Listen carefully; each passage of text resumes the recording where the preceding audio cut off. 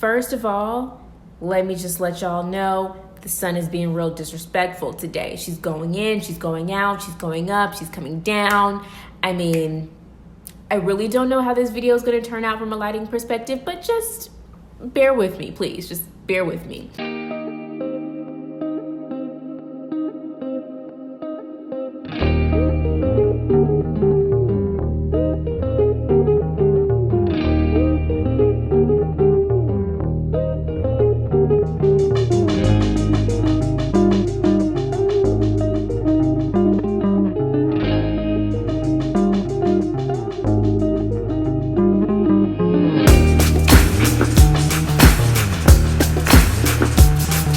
What is up, guys? Welcome back to my channel. As you can see, I am not wearing any makeup, so you know what that means. A skin update video. I know I left y'all hanging last year. About midway through the year, I just gave up on these skin videos because I really wanted to make sure that I had my acne under control and I had a solve for it before I came back with another update. So y'all know I tried Accutane. Yeah, if you haven't seen that video, just watch it and know I will never, ever, ever in my entire life try Accutane ever again. Since Accutane didn't work out for me, my dermatologist prescribed something called Spironolactone. Spironolactone. It took me a while to figure out how to pronounce it, but beyond that, I had never heard of it before, so I went home and did some digging. So I went to my best friend, trusty, never dusty Google and searched for what is spironolactone.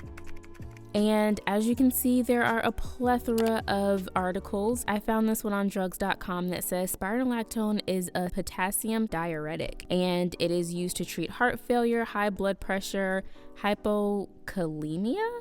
It's ultimately when you have too much aldosterone, and it regulates the salt and water balance of your body. And that begs the question, what does this have to do with my acne? So I went back to the drawing board and searched spironolactone for acne. And again, there are a plethora of articles, and this one looks interesting, a pill for hormonal acne. So this looks like we're on the right track. This article talks about the pill / birth control, as well as Accutane, and how spironolactone kind of falls somewhere in the middle. So this talks about how spironolactone was to treat hypertension and other cardiovascular troubles.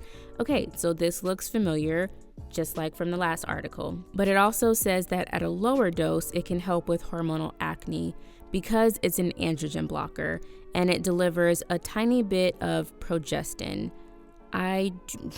What? Lost yet? Yeah, me too. So let's keep reading. Androgens, like testosterone, are responsible for a few masculine leaning traits. Okay, things like body hair growth and sebum production. Spira ultimately blocks some of the body's production of androgens. Okay, so this is starting to make a little bit more sense. So one dermatologist explains it like this. Spironolactone is blocking the skin's sensitivity to testosterone, the male hormone that causes acne to the jawline, where males normally have beards. This makes a lot of sense because my acne falls primarily on my jawline. All right, so I think I got it. Less androgens, aka male hormones, equals less sebum production, which contributes to acne, thus less acne. All right, so now that I know this, what next? So after I learned a little bit more about spironolactone, I decided, you know what? I've tried everything else. I've tried the last resort drug. I decided to just move forward with trying spironolactone, and let me tell you, listen, come here, listen closely. It is the answer to all of my acne problems. Yes, I have found the answer to my acne problems. Spironolactone is a freaking miracle acne drug. I started spironolactone in, I want to say April, May, probably June, because I took Accutane April and May. So I think I started spironolactone in June of 2019. And spironolactone is not something that works immediately. 1 week after using it, not even a month after using it, will you see results. I honestly thought it wasn't gonna work, but again, I had literally tried everything else. So I just figured, hey, if I don't have any crazy side effects like I did with Accutane, let me just keep going with this and see. We just gonna see where it goes. I am on the 50 milligram tablet and I take it once every morning. And some people are on spironolactone for a couple of months. Some people are on spironolactone indefinitely. You can't use it if you're pregnant or planning to become pregnant. You need to consult your doctor if you are pregnant or plan to become pregnant and are on spironolactone.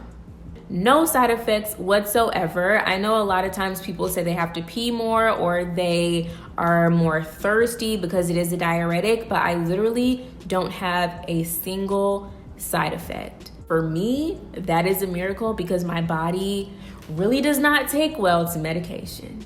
After about 3 months of using it, I have not had any major breakouts like I did at the beginning of last year. And I mean, just look at my face compared to what it used to look like. Of course, my face is not completely clear just yet because while I got my acne breakouts under control, the next step is to just get these dark marks gone. Just like, get off my face. I didn't invite you to the party. I didn't ask you to be here. Why are you here? And you have overstayed. You're welcome. I will say I have had a couple of breakouts in the recent past, probably in like month and a half range, because I did something I knew I wasn't supposed to be doing, and I started eating dairy. It's the ice cream and the chocolate. I couldn't stay away. So I was eating dairy, and also it was around my cycle. So that just all together started putting my hormones out of whack, and I got a couple of new breakouts. So one right here, and then I have two right here, one right here, and one right here, and one right here, right there. So yes, I have a couple of new breakouts. It's not the end of the world, but they gonna get up off my face if it's the last thing I do. The way that I am getting rid of my dark marks and acne scars and sort of hyperpigmentation is with two products.